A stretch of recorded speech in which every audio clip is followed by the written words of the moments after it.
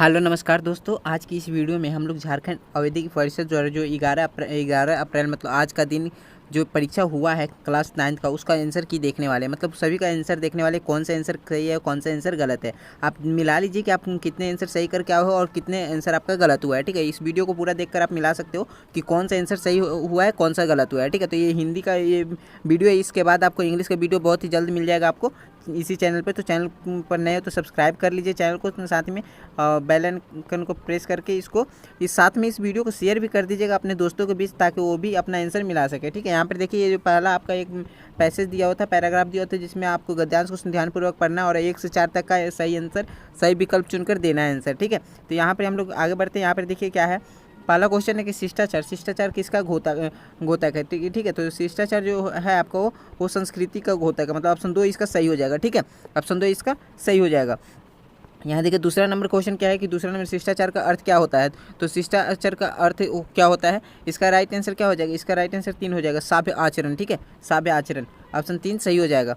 शिष्टाचार का अर्थ क्या होता है, सभ्य आचरण। ठीक है, ऑप्शन 3 इसका सही हो जाएगा। आगे बढ़ते हैं। यहाँ 3 नंबर क्वेश्चन है, शिष्टाचार का सर्वमान्य तत्व क्या है। तो शिष्टाचार का सर्वमान्य तत्व क्या होता है, यथायुग आदर। ठीक है, ऑप्शन 2 इसका सही हो जाएगा। ठीक है, शिष्टाचार का यथायुग आदर। ठीक है, आगे बढ़ते हैं। यहाँ देखिए किसका आचार विचार शिष्ट होता है। तो किसका आचार विचार शिष्ट होता है, जो भी व्यक्ति संस्कृत होता है। मतलब ऑप्शन ए किसका सही हो जाएगा। ठीक है, आगे बढ़ते हैं। यहाँ देखिए यहाँ पर आपको दूसरा गद्यांश आपको पढ़ना है और इसमें 5 से लेकर 8 तक के बीच के क्वेश्चन का आंसर आपको देना है। ठीक है, तो यहाँ पर देखिए पहला क्वेश्चन है कि बटोही का क्या अर्थ होता है। तो बटोही का अर्थ होता है राही। ठीक है, बटोही का क्या अर्थ होता है, राही। तो ऑप्शन इसका 2 सही हो जाएगा। ठीक है, आगे बढ़ते हैं। यहाँ देखिए 6 नंबर क्वेश्चन है। 6 नंबर क्वेश्चन है, कवि ने किसकी पहचान करने की बात कही है। तो कवि ने पथ की पहचान करने की बात कही है। तो ऑप्शन 1 इसका सही हो जाएगा। ठीक है, आगे बढ़ते हैं। यहाँ पर देखिए 7 नंबर क्वेश्चन है कि हर सफल पंथी क्या करके इस पर खड़ा है। ठीक है, तो हर सफल जो पंथी है वो क्या करके इस पर खड़ा है। तो ये ऑप्शन 3 इसका सही हो जाएगा, विश्वास। ठीक है, विश्वास करके इस पर खड़ा है। ठीक है, आगे बढ़ते हैं। यहाँ देखिए 8 नंबर क्वेश्चन क्या है कि यह निशानी क्या होकर भी बहुत कुछ बोलती है। ठीक है, तो ऑप्शन इसका कौन सा आंसर इसका सही हो जाएगा। तो 8 का आंसर 2 सही हो जाएगा। ठीक है, मुख। ठीक है, चलिए आगे बढ़ते हैं। यहाँ देखिए 9 नंबर क्वेश्चन क्या है कि विद्वान का सही स्त्रीलिंग रूप क्या होगा। तो विद्वान का सही स्त्रीलिंग रूप क्या हो जाता है। तो ये आपका हो जाएगा विद्युषी। मतलब ऑप्शन 4 इसका सही हो जाएगा। ठीक है, और ये सब सारे के सारे क्वेश्चन आपको सुबह का वीडियो जो आप ग्रामर और वीडियो देखे होंगे तो उसमें बहुत सारे क्वेश्चन इसमें का मैच कर रहा होगा। ठीक है, मनुष्य एक प्राणी है, मनुष्य एक ऐसा प्राणी है। तो मनुष्य जो है एक सामाजिक प्राणी है। मतलब ऑप्शन 4 इसका सही हो जाएगा। ये भी सुबह के ग्रामर वाला क्वेश्चन जो मैंने आपको क्वेश्चन कराया था उसमें ये पूछा हुआ था। ठीक है, यहाँ पर देखिए यहाँ पर मानवीय शब्द में क्या प्रत्यय है। तो प्रत्यय मैंने आपको सुबह ही बताया था कि प्रत्यय जो लास्ट में लगता है वो प्रत्यय होता है। ठीक है, तो मानवीय ये मतलब ये ऑप्शन ये 4 जो है ये जो ऑप्शन 3 में है ये आपका सही हो जाएगा। ठीक है, मानवीय शब्द का प्रत्यय हो जाएगा ये। ठीक है, ऑप्शन 3 सही हो जाएगा। ठीक है, यहाँ देखिए आगे बढ़ते हैं। यहाँ पर आपको सुशक्ति में सही उपसर्ग कौन है। तो सुशक्ति में सही उपसर्ग कौन सा है। तो सुजुर उक्ति। ठीक है, ऑप्शन 1 इसका सही हो जाएगा। ठीक है, और ये मैंने आपको सुबह ही बताया था। ये सारी चीज़ों को मैंने सुबह क्लियर किया था कि उपसर्ग क्या होता है, प्रत्यय क्या होता है। ठीक है, तो अगर सुबह अगर आप वीडियो देखे होंगे तो उस चीज़ को आप जानते होंगे, क्योंकि इस चैनल पे उस सारी चीज़ को बताई जाती है। ठीक है, तो आप अगर चैनल को नहीं सब्सक्राइब किए तो सब्सक्राइब करके रख लो। ठीक है, आगे बढ़ते हैं। यहाँ देखिए वह घर जाते ही काम में लग गया। वो यह कौन वाक्य है। तो ये जो वाक्य है वो घर जाते ही काम में लग गया। ठीक है, तो ये कौन सा वाक्य हो जाएगा। तो ये सरल वाक्य हो जाएगा। ठीक है, और जिसमें जैसे ये घर जाते और फिर से काम में लग गया तो ये और जब आ जाता है तो वो क्या हो जाता है, संयुक्त वाक्य बन जाता है। ठीक है, आगे देखिए 14 नंबर क्वेश्चन क्या है कि रचना की दृष्टि से वाक्य के कितने भेद होते हैं। तो रचना की दृष्टि से वाक्य के 3 भेद होते हैं। मतलब ऑप्शन 3 इसका सही हो जाएगा। ठीक है, आगे बढ़ते हैं। यहाँ देखिए 15 नंबर क्वेश्चन क्या है कि ने चिन्ह का प्रयोग किस कारक में होता है। तो ने चिन्ह का प्रयोग जो होता है वो कर्ता में होता है। मतलब ऑप्शन 2 इसका सही हो जाएगा। ठीक है, आगे बढ़ते हैं। यहाँ देखिए 16 नंबर क्वेश्चन है कि नीचे लिखे वाक्य में शुद्ध वाक्य कौन है। तो यहाँ पर अशुद्ध वाक्य बोलना चाहिए था। ठीक है, नीचे लिखे गए वाक्य में अशुद्ध वाक्य कौन है। तो मीरा ने भजन गाया है। ये जो हो जाएगा मीरा ने भजन गाया। तो मीरा क्या इसके साथ गाई है ऐसा लगना चाहिए था। ठीक है, तो ये आप इसका एक आंसर सही हो जाएगा। ठीक है, आगे बढ़ते हैं। यहाँ देखिए 17 नंबर जो क्वेश्चन है, 17 नंबर क्वेश्चन, निम्न में से फूल का पर्यायवाची शब्द कौन सा है? तो फूल का पर्यायवाची क्या हो जाएगा? सुमन हो जाएगा। तो ऑप्शन एक इसका सही हो जाएगा। ठीक है, आगे बढ़ते हैं। यहाँ 18 नंबर क्वेश्चन है कि प्रसाद, और ये वाला चीज़ भी आपको सुबह देखने को मिला होगा। ठीक है, प्रसाद प्रासाद, ये शब्द युग्म का सही अर्थ क्या है? तो प्रसाद और प्रसाद का शब्द युग्म सही अर्थ क्या हो जाएगा?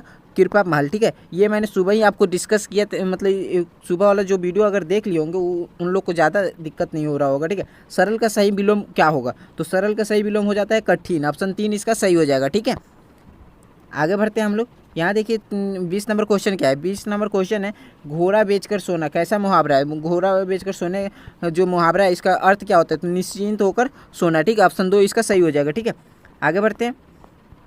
यहाँ पर अब आपको एक पोएम है जिसको आपको पढ़ना है, उसके बाद कुछ क्वेश्चन का जवाब देना है 21 से लेकर 24 तक के बीच में। ठीक है, चलिए उसको कर लेते हैं। यहाँ पर ये बोल रहे हैं कि प्रस्तुत पदांश के कवि कौन है? तो इसके कवि कौन है? माखनलाल चतुर्वेदी। ऑप्शन 1 इसका सही हो जाएगा। ठीक है, माखनलाल चतुर्वेदी।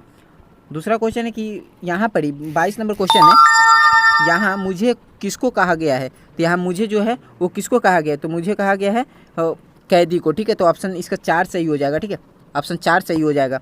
आगे बढ़ते हैं। यहाँ देखिए 23 नंबर क्वेश्चन क्या है कि कैदी का संसार कितने फुट का है? तो कैदी का जो संसार है वो कितने फुट का है? वो 10 फुट का है, मतलब ऑप्शन 2 इसका सही हो जाएगा। ठीक है, आगे बढ़ते हैं। यहाँ देखिए रणभेरी का क्या अर्थ होता है? रणभेरी का क्या अर्थ होता है? तो रणभेरी का अर्थ होता है युद्ध का बाजा।